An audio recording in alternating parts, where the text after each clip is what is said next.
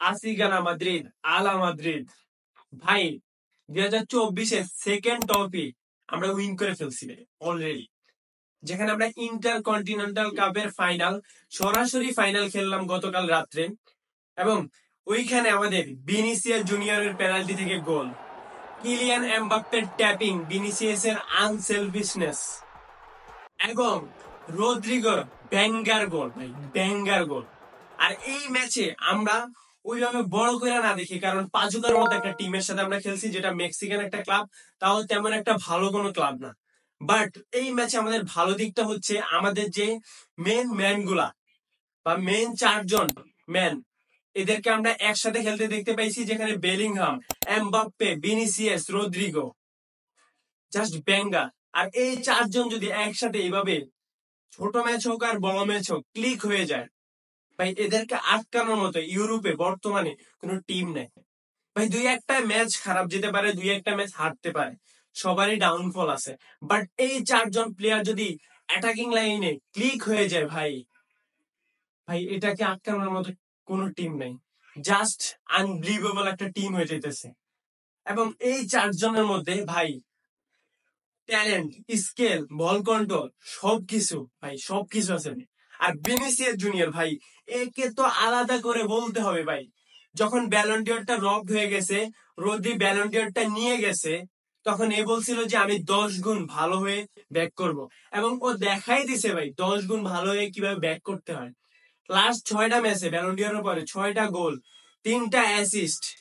ভাই এটাকে তুমি কি হিসাবে দেখতে পাবা আমি বুঝতে পারতেছি না ভাই। Just unbelievable. মেসি রোনালদো যাওয়ার পরে সবাই বলছিল যে ফুটবলটা শেখই হয়ে যেতেছে, ফুটবলে ওই রকম মজাটা নাই ভাই। তুমি ভিনিসিয়াস জুনিয়রের খেলা দেখো ভাই, 12টা ফাইনালে খেলছে, 14টা গোল অ্যাসিস্টের। মানে একে তুমি কোন দিক থেকে মাপবা আমি চিন্তা করে পারতেছি না। রোনালদোর পরে রিয়াল মাদ্রিদের জন্য কোন বিগ প্লেয়ার যদি আইসা থাকে, সেটা হচ্ছে ভিনিসিয়াস জুনিয়র।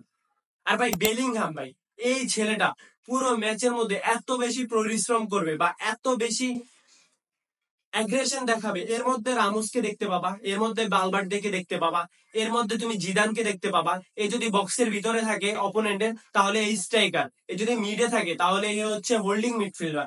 ও যদি অ্যাটাকিং থার্ডে থাকে, তাহলে ও ক্রিয়েটিভ মিডফিল্ডার। ভাই এই ছেলেটার মধ্যে সব রকম দম আছে। আর এর ইঞ্জিল দুইটা না ভাই, এর ইঞ্জিল হচ্ছে 4টা। This player unbelievable. আর ভাই এমবাপ্পে, ভাই এমবাপ্পে কে তুমি কিভাবে মাপবা আমি জানি না। যে গতকালকে যে স্টেডিয়ামে খেলছে, এই স্টেডিয়ামই ফিফা ওয়ার্ল্ড কাপের ফাইনালে হ্যাটট্রিক করছে। এই প্লেয়ারটা হয়তো অফ ফর্মে আছে, বাট এ যদি ব্যাক করে আর এ যদি ক্লিক হয়ে যায়, তাহলে একে আটকানোর মতো কোনো টিম বা কোনো ডিফেন্ডার এখনো জন্ম নেয়নি। আর রদ্রিগো ভাই, এ হচ্ছে ক্রিয়েটিভ একটা উইঙ্গার। এ কি করবে, পরবর্তী সময় কি করবে, এটা কেউ চিন্তা করতে পারবে না। আর সব মিলে একটু একটু একটা কথা বলি, টমাস টুকেল সবাই চিনবা, চ্যাম্পিয়ন লিগ উইন করা একটা কোচ। এই কোচ বলছে তুমি যখন রিয়াল মাদ্রিদের সাথে খেলবা, 10 সেকেন্ড আগে তুমি চিন্তা করতে পারবা না যে রিয়াল মাদ্রিদ এখন গোল করতে যাইতেছে। আর ওইটা গতকাল তো আমরা দেখতে পাইছি, 35 মিনিট পর্যন্ত কোনো শর্ট অন টার্গেট ছিল না রিয়াল মাদ্রিদের, পাজুকার মতো একটা টিমের সাথে। ওইখান থেকে ভাই পরবর্তী 20-30 মিনিটে 3টা গোল, আর ব্যাঙ্গার করে দিছে গেমটাকে। মানে পাজুকা কে ছেলে খেলা করছে। ছোট টিম ঠিক আছে, বাট ছেলে খেলা করছে। Like just banger. সব মিলাই আসসালামু আলাইকুম।